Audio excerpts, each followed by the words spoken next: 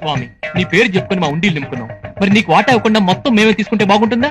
బాగోదు, అస్సలు బాగోదు. అలాగని పర్సెంటేజ్ చొప్పున వాటాలు పంచుకోవడానికి మనది ఏమైనా వ్యాపార సంబంధమా? కానే కాదు. మ్మ్. భగవంతుడికి భక్తుడికి అనుసంధానమైన అంబికా దర్బార్ బత్తి లాంటి సంపద. మ్మ్. సో ఆ. Something I will do for you God. ఓహో, కిందికాయ వాళ్ళకి అర్థం కాదు, మాస్ వాళ్ళకైతే అర్థం కాదు. ఎన్నో డిగ్రీ చదువుకున్న వాళ్ళకి పై స్థాయి వాళ్ళకైతే అర్థం కాదు. కిందికాయ వాళ్ళకి అర్థం కాదు, మాస్ వాళ్ళకైతే అర్థం కాదు.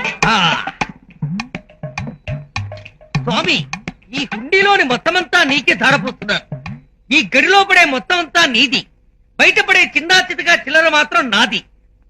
గోవిందా గోవిందా, గోవిందా గోవిందా, గోవిందా గోవిందా. ఆహా, you want only 1 rupee? God is great.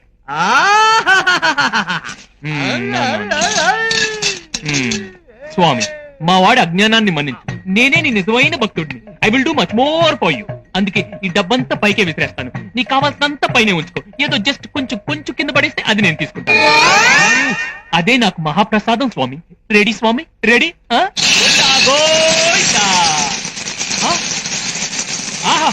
ఓహో, నువ్వు ఎంత గొప్పవాడివి స్వామి.